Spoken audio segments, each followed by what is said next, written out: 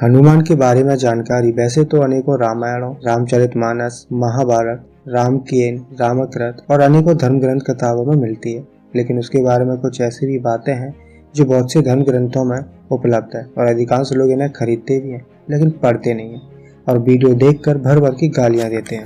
हनुमान को कुंवारी लड़की से पैदा बताने की अनेक कथा कहानियां लिखी गई है, जिनमें पवन और अंजना के अवैध संबंध से हनुमान पैदा हुए, जबकि अंजनी के साथ अलग अलग शिव के अलग अलग तरीके से अवैध संबंधों से अलग अलग हनुमान पैदा हुए बताते हैं।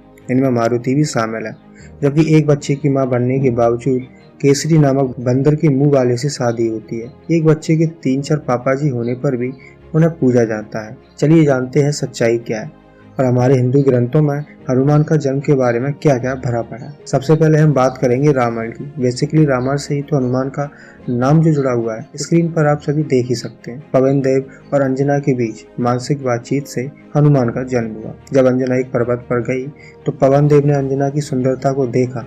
काम मोहित होकर उन्होंने उस सुंदरी को अपनी दोनों विशाल भुजाओं से भरकर अपने हृदय से लगा लिया। जब अंजना ने पवन देव के इस व्यवहार का विरोध किया तो वे कहे कि मैं वायु का देवता पवन हूँ, मैं तुम्हारे सतीत्व को नष्ट नहीं करूंगा, बस तुमसे मानसिक समागम करके अपने जैसे ही बलवान और वेगवान पुत्र उत्पन्न करूंगा। हे देवी, इससे मेरी इच्छा भी पूरी हो जाएगी और तुम्हारा सतीत्व भी बचा रहेगा। मैंने तुम्हारे साथ मानसिक समागम किया है, इससे तुम्हें बल पराक्रम से संपन्न बुद्धिमान पुत्र होगा। इसके बाद पवन देव ने जो समागम किया उसी का परिणाम था कि हनुमान का जन्म हुआ। इसलिए हनुमान को पवन पुत्र भी कहा जाता है, मतलब कि कन्या से बलात्कार भी कर लिया और उनका कुंवारापन भी नष्ट नहीं हुआ। ये है इनकी वैदिक गपोरी टनाटनी वैज्ञानिक विधि, जिसमें दुकान से कुंवारापन लाया और कन्या को बलात्कार के बाद गिफ्ट कर दिया। खैर, यहाँ सवाल ये है कि आखिर ये कैसे संभव है कि एक पुरुष किसी नारी से मैथुन करे तब भी नारी का सतीत्व और कौमार्य बचा रहे। ऐसे ही महाभारत में सूर्यदेव ने भी कुंती को ऐसे ही लुभावना देकर उससे संभोग किया और कर्ण को पैदा किया। सूर्य ने कुंती से कहा था कि पुत्र उत्पन्न होने के बाद तुम फिर कौमार्य को प्राप्त होकर कन्या बन जाओगे। हद है भाई, कौमार्य के हलवाई की दुकान की मिठाई है जो खरीद कर लाओ और दे दो। कन्या केवल उस बालिका को कहा जाता है जिसने कभी पुरुष के साथ संभोग न किया हो। यहाँ तो पुत्र पैदा होने के बाद फिर से कौमार्य देने का प्रलोभन किया जा रहा है। आखिर बच्चा पैदा होने के बाद देवता किस विधि से महिला की सर्जरी करते थे कि वो फिर से कौमार्य को प्राप्त हो जाती? वास्तव में इनके जो देवता रहे हैं वो सारे के सारे कामपासु रहे हैं। इन्हें महान बनाकर भोले वाले लोगों से पुजवाया जा रहा है, क्योंकि लोगों को इनकी सच्चाई अभी तक पता नहीं। अगला नंबर है शिव पुराण का। इसमें भी बच्चे पैदा करने की अजीब सी टेक्निक बताई गई है, कान में वीर डालने से। इस कथा में बताया गया है कि जब विष्णु ने मोहिनी का रूप बनाया तो उस अद्वितीय सुंदरता को देखकर शिव जी कामातुर हो गए और उनका वीर्यपात हो गया। तब सब ऋषियों ने उस वीर्य को एक पात्र में रख दिया और बाद में उसी से वीर्य को अंजना के कान मार्ग से गर्भाशय में स्थापित कर दिया और उसी के परिणाम स्वरूप हनुमान का जन्म हुआ। यही कारण है कि हनुमान को शिव का रुद्र अवतार भी कहते हैं। वैसे शिव पुराण भले ही हनुमान को शिव का अवतार बताता है, पर पद्म पुराण पाताल खंड अध्याय 119 में शिव और हनुमान का युद्ध लिखा है, जिस युद्ध में हनुमान अपनी गदा से मार मार कर शिव की हड्डी पसलियां तोड़कर रख देते हैं। कोई अपने आप को क्यों मारेगा भला? ऐसी सातिर कपोल कहानियां इनके ही दिमाग में आ सकती हैं।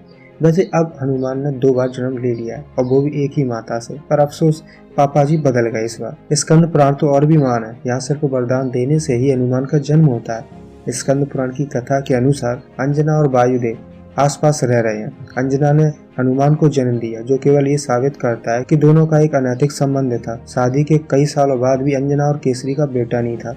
उस समय अंजना ने मातांग ऋषि के बयान पर वायुदेव की तपस्या की। अंजना की तपस्या से वायुदेव प्रसन्न हुए और अंजना के पास आकर रहने लगे। आशीर्वाद से अंजना ने हनुमान को जन्म दिया। मानसिक सम्मोग से बेटा होना, आशीर्वाद से बेटा होना, कान में वीर डालकर बेटा होना विज्ञान विरोधी है।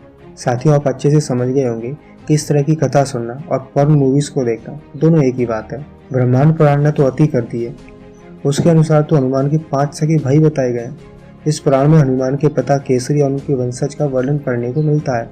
सबसे बड़ी बात यह है कि पांडु पुत्रों में कर्ण की तरह हनुमान भी जब पैदा हुए तब उनकी माँ बिना शादी करवाए कुंवारी लड़कियां थी, और कर्ण की तरह ही हनुमान भी अपने 5 भाइयों में सबसे बड़े थे। यानी हनुमान को शामिल करने पर वानर राज केसरी के कुल 6 पुत्र थे। सबसे बड़ा बेटा बजरंगबली यानी हनुमान, दूसरा मतिमान, श्रुतिमान, केतुमान, गतिमान, धृतिमान। इन सभी की संतानें भी थी, जिससे इनका वंश वर्षों तक चला।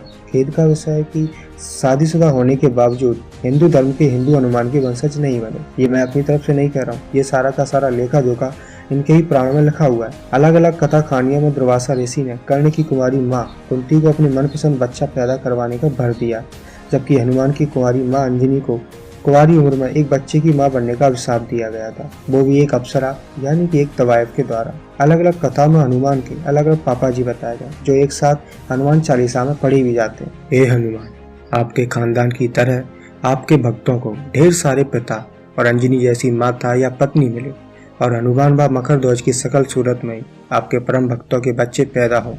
तथास्तु।